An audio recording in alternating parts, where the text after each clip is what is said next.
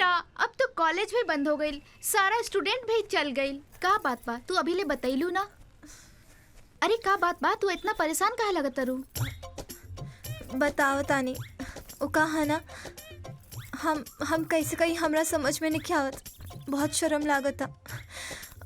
ओ रतिया में हम उनके चुम लेनी। केकरा के? अरे उहे लफुआ जे हमेशा हमारे पीछे पड़ल रहेला। या अल्लाह, तौबा तौबा, ई का कैलू तू? एगो लड़की के अपन पहला चुम्बन अपना पति के साथ ही करे के चाहिए। अरे हम कहा तानी नु हमरा से भूल हो गई। अब हमार मदद करे के बजाय तू अल्लाह के दुहाई देता रू। हमके बस इतना बताओ कि एकर उपाय कैसे करी। जैसे लोहा के लोहा काटेला, जैसे जहर के जहर काटेला, वैसे चुम्मा के चुम्मा काटी। का एकर मतलब वो चिरकुट के फिर से हमरा के चुम्मा देवे के पड़ी? जी, इस टाइप की सेवा के लिए हम हमेशा तत्पर रहते हैं।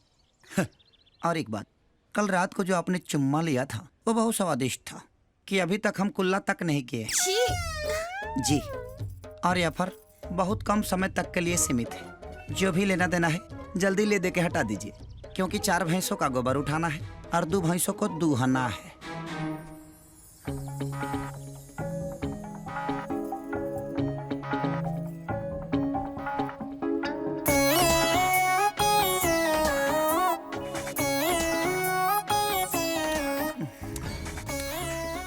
योर ऑनर, कल रात को इन्होंने जो लिया था वो बीच में लिया था। कगरी चलेगा क्या? नहीं। हाँ, बीच में आइए। और जो भी लेना है जल्दी लीजिए, हम भी मर्द हैं, हमको भी एक्साइटेड हो रहा है। कैसे करी हम राजा जी बखान, तोहर होठ के छोट मुस्कान देख के हम ढाहिले। Your honour. जी जनाब। हम भी इंसान हैं, हमको भी पसीना हो रहा है, पूरा पैंट टोट भीज गया है मेरा। और इन्होंने 2 लाइफ लाइन गंवा दिया। तीसरा अगर इन्होंने सेंटर पे नहीं ठोका तो इनको हमसे शादी करना पड़ेगा।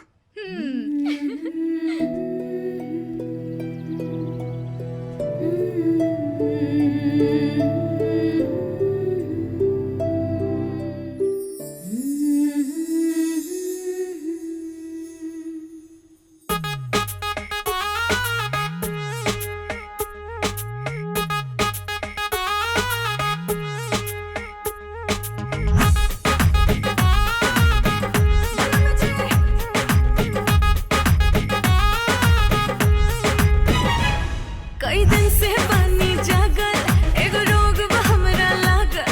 कई दिन से पानी जागल, एगो रोग बा हमरा लागल।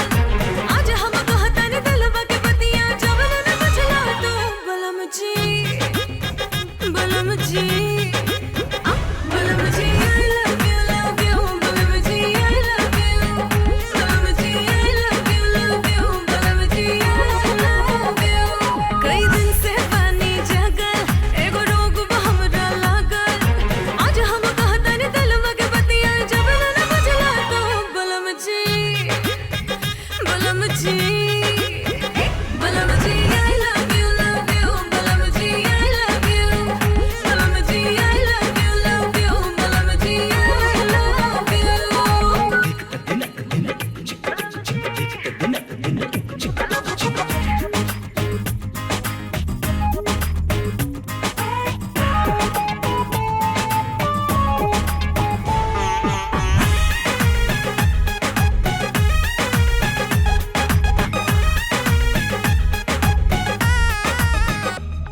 मन करे करे के बदमाशी सैया, एगो चुम्मा लेके आवा तोहे नासी सैया।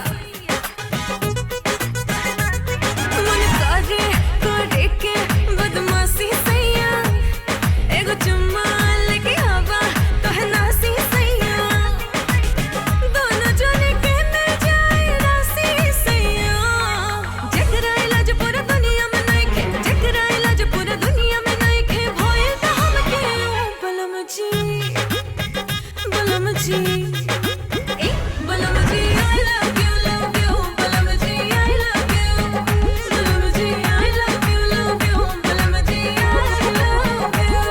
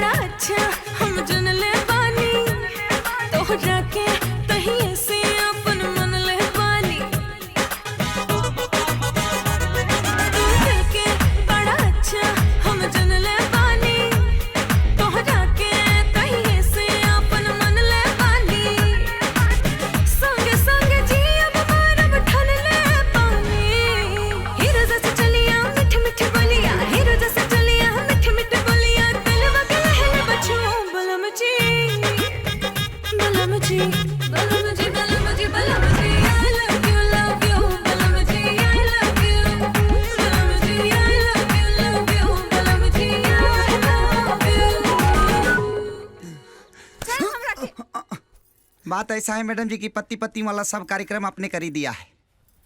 अब सिर्फ सिंदूर डालना बाकी है, कहिए तो भी डाल दे। रुको, तोहार होता तो हमू करता नहीं। रुको।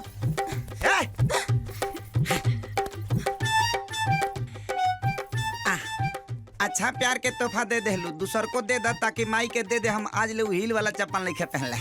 तू जो यहाँ से। ओ सॉरी। कह दे माई से कि तोर पतो होता ना वाइले की चप्पल भेजले भी हील वाला तोरा के पहने खाती। जा जाके मर जा कहीं, तोहार पीछा छूटी। हम तो परेशान हो गए बानी तोहरा से। दिल से कहता रो? हाँ, दिल से कहता नहीं। साचो? सच में। तरिल से कटा जाई कि जहर खा ली कि फंसरी लगा ली? आखिरी वाला ठीक रहे, फसरी लगा लो। फंसरी? ठीक बा। तो रोयो मत हमरा मरने के बाद। घरे आके ले जी अपन चप्पल।